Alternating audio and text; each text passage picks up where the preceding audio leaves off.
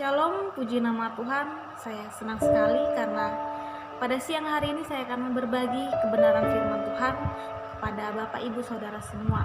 Mungkin Bapak Ibu sedang mengalami pergumulan sakit penyakit, dan pada siang hari ini saya akan memberikan sharing firman Tuhan yang akan menguatkan Bapak Ibu yang sedang mengalami sakit penyakit.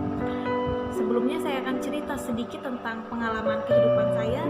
Jadi waktu saya SMA, waktu itu saya kelas 3 SMA, saya mengalami yang namanya sakit dan ada benjolan di dalam tubuh saya yang sebesar telur ayam.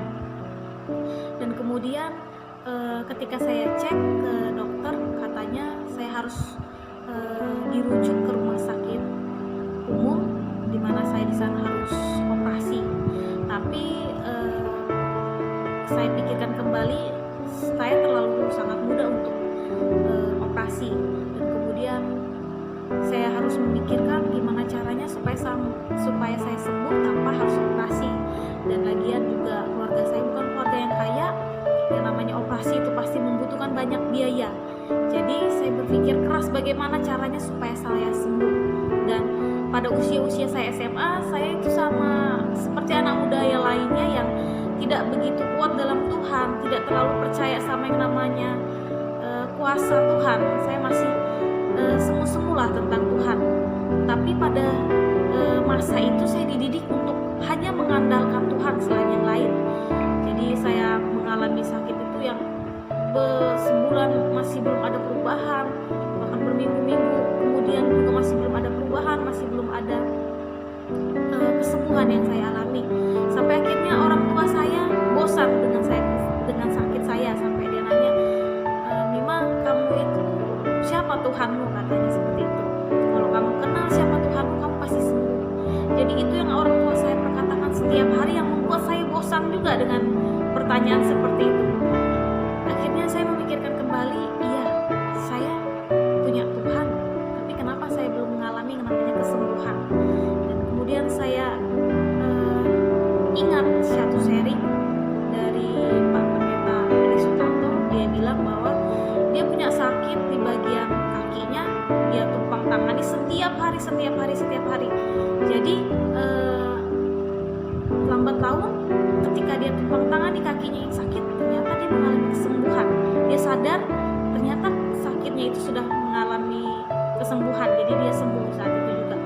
Kemudian saya tertantang dengan cerita tersebut. Saya coba, mungkin awal-awalnya sedikit iseng. Jadi saya coba tumpang tangani bagian saya yang sakit, yang waktu itu mereka bilang itu tumor ganas yang harus diangkat. Kemudian saya coba tumpang tangani sakit saya tersebut setiap malam. Jadi setiap malam saya berdoa, dalam nama Tuhan Yesus saya sembuh, di dalam nama Tuhan Yesus sakit saya terangkat, di dalam nama Tuhan Yesus tidak ada sakit penyakit yang saya alami. Saya lakukan itu setiap hari. Masih belum ada mujizat, saya masih belum mengalami mujizat walaupun saya perkatakan itu pagi, siang, sore, malam.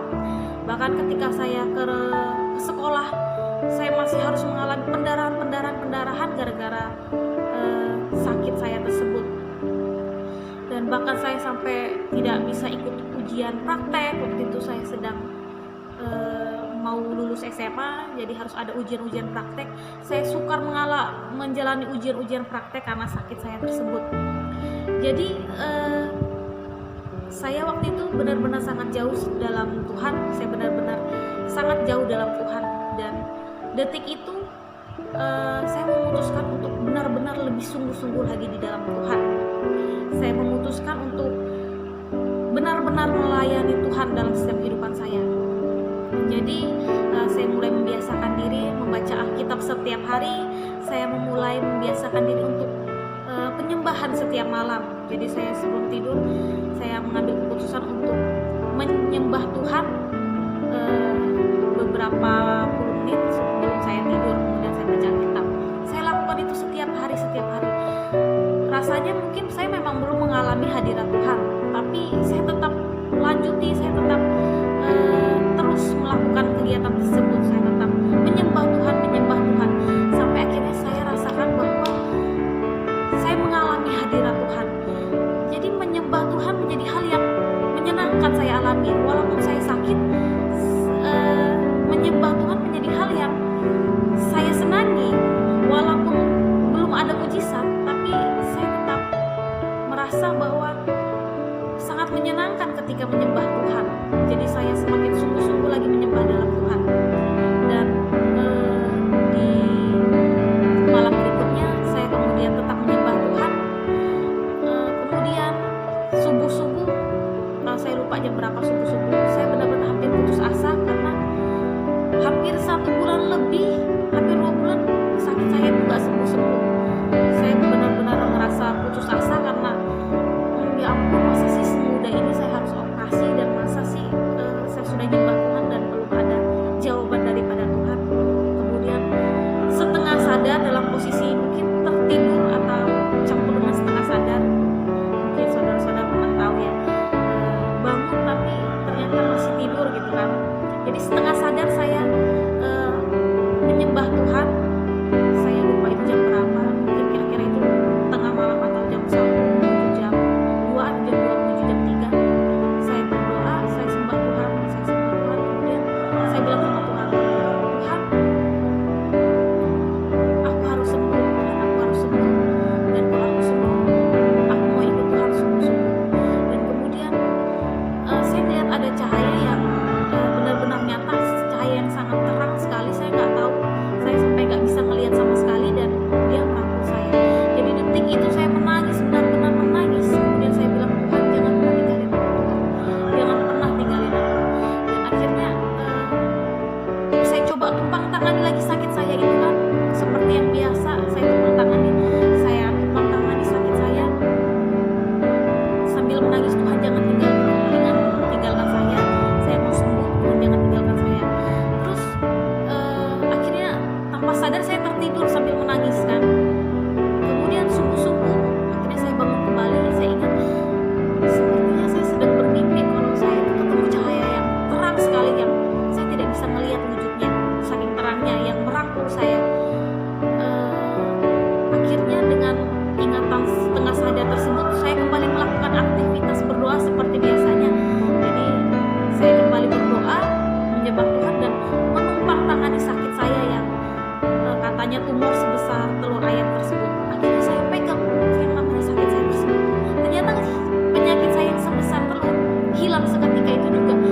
Jadi tidak ada yang namanya seperti pengempesan dan lain sebagainya, itu gak ada, malah sama sekali hilang.